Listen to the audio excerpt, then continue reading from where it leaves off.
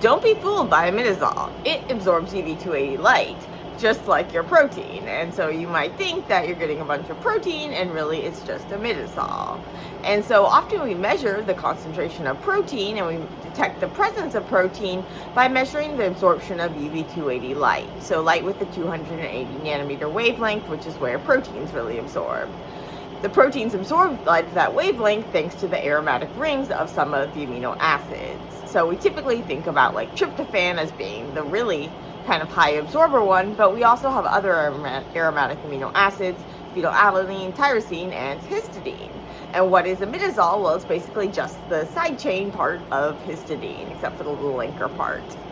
And so imidazole is used in order to compete his-tagged proteins off of nickel affinity resin or other metal affinity resin. And so you have your protein with this his tag on the end, so a string of histidine residues that clamps onto the resin, the other stuff flows through. You then want to get your protein off now that you've gotten rid of the other proteins, and so you add imidazole.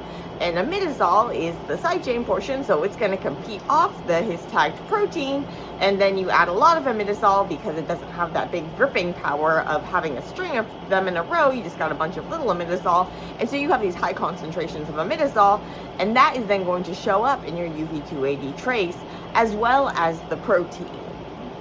What's worse is often you're going to do a gradient, and so it's not just like you can say, okay, I'll take a buffer at this buffer from this specific concentration of imidazole, and then I'll go and use that as my blank.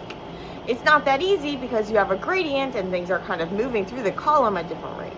And so it can be this big pain if you're trying to figure out protein concentration, and so typically you need to choose a different protein concentration measurement tool, such as a Bradford or a BCA or something.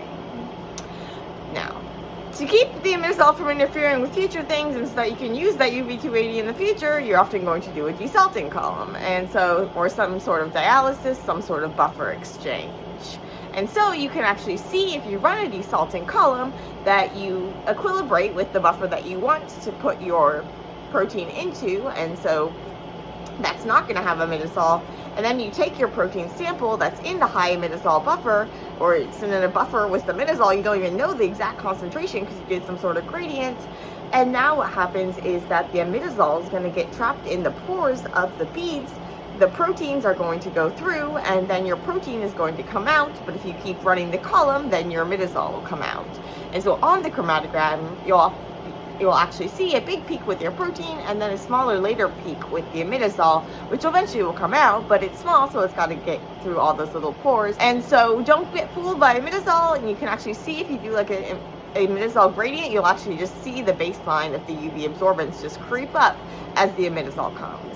What you want to see with the protein is a nice sharp peak and then a down. You want to see kind of that rise and fall, as opposed to just the continuous rise of imidazole or the jump rise and then steady for the imidazole. And so typically the imidazole is going to be lower than the protein, but then if you're trying to do quantification, you're trying to do all these sorts of things, you want to make sure that the imidazole isn't around if you're trying to use UV-based methods.